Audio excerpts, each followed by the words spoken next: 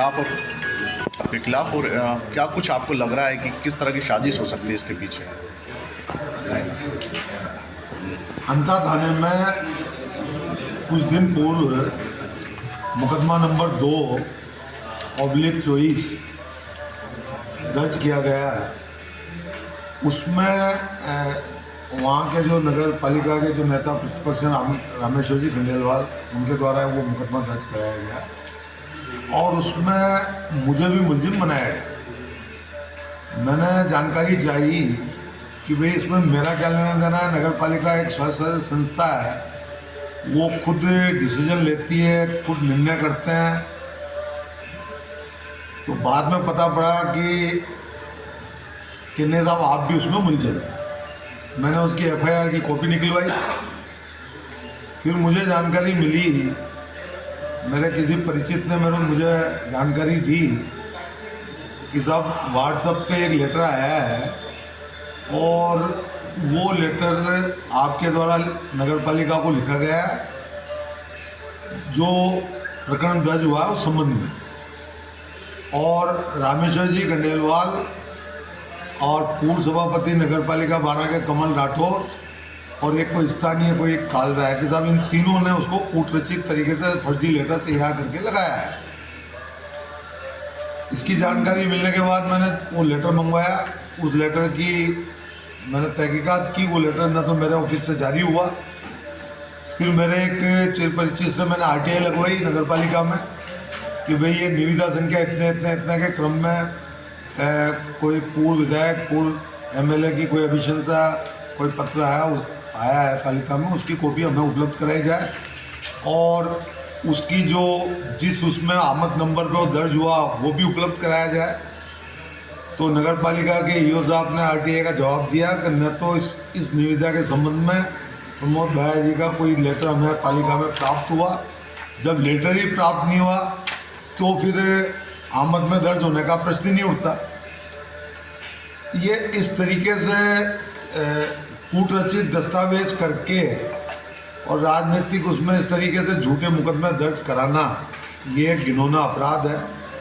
कटु शब्दों में हम इसकी निंदा करते हैं और इसको ये हम कानूनी लड़ाई लड़ेंगे क्योंकि हमें कानून के ऊपर, न्याय के ऊपर हमें भरोसा है। और मुझे दुख इस बात का है कि कल राष्ट्रीय पर्व के दिन मुझे मुकदमा दर्ज कराने जाना पड़ा। मेरे साथी बानाचंद जी उसके आगे की घटना आपको बताएंगे। सर कौन लोग हो सकते हैं सर इस पूरे साजिश में? क्या पता है आपको? जो लिखित में दिया ना, मैंने आपको नाम बोला।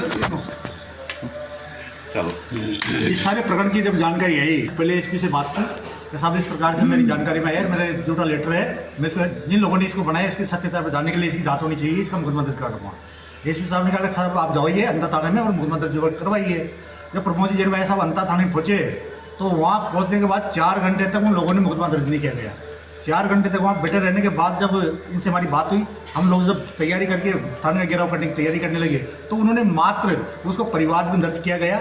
ये दुर्भाग्य है कि जो राजस्थान सरकार का 2 बार जो मंत्री रह चुका है और उसके बाद वो एक परिवाद, एक रपट दर्ज करने जाता है, उसको 4 घंटे तक थाने में बिठाया जाता है। तो इससे ज़्यादा दुर्भाग्य होगा आम जनता के साथ क्या होता होगा। इसलिए हम आपके माध्यम से उनको चेताना चाहते हैं। कांग्रेस पार्टी चुनाव हारी है लेकिन हमारा कार्यकर्ताओं का मनोबल भी टूटा नहीं है। हम अगर इस प्रकार की कार्यशैली रही तो आने वाले समय में 12 की धरती पर ईटी से ईट जाकर आज जन आंदोलन करेंगे और इनकी जो कुटारा घात चल रही है, जो 2 महीने में जिस प्रकार से हमारे कार्यकर्ताओं पर झूठे मुकदमे दर्ज किए जा रहे हैं, इनको सहन नहीं किया जाएगा। पहले तो ये घटना हुई है हमारे नेताओं के साथ, कार्यकर्ताओं के साथ, इसकी मैं निंदा करता हूँ।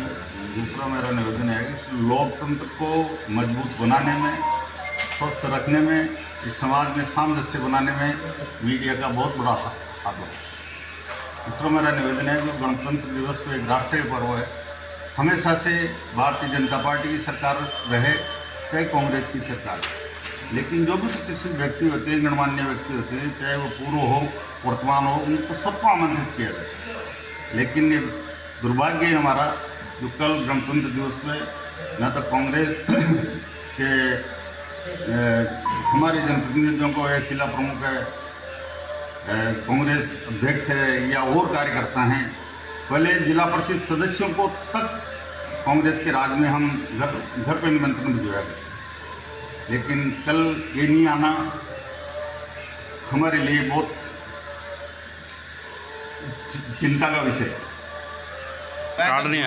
क्या मंशा रही होगी उनके पीछे कि किस तरह फंसाना चाह रहे हैं? क्या मंशा लगती है आपको नजर? ये कौन लोग हैं जो इस पूरे षड्यंत्र के पीछे हैं कि आपके मंत्री को बदनाम करना चाह रहे हैं, पूर्व मंत्री को? द्वेषवश मुकदमे दर्ज करवा रहे हैं।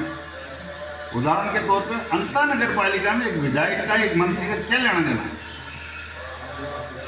आप भी इस बात को, और ईओ ने अगर मान लो सपोज करो अगर चिट्ठी भी दी है मंत्री जी ने, तो उस पर ईओ ने गलत है तो उसमें क्वेरी करके वापस भेजना चाहिए ना। क्या लगता है विधायक भी हैं शामिल, जो वर्तमान में विधायक है अंता से, क्या उस पूरे षड्यंत्र में वो भी शामिल है? हो सकते हैं, मुझे क्या पता है इस बात का। विधायक का तो हम कैसे नाम ले सकते हैं? ठीक तो राइटिंग में कोई पेपर हो तो उस बात को माने। आज मंत्री जी के ऊपर जो मुकदमा लगा है, अगर मान लो इन्होंने गलत कहा है, गलत दिया है, तो ईओ को अधिशासी अधिकारी को क्वेरी करना चाहिए, वापस भेजना चाहिए।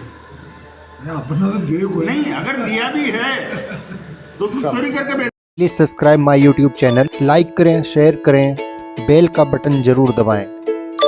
धन्यवाद।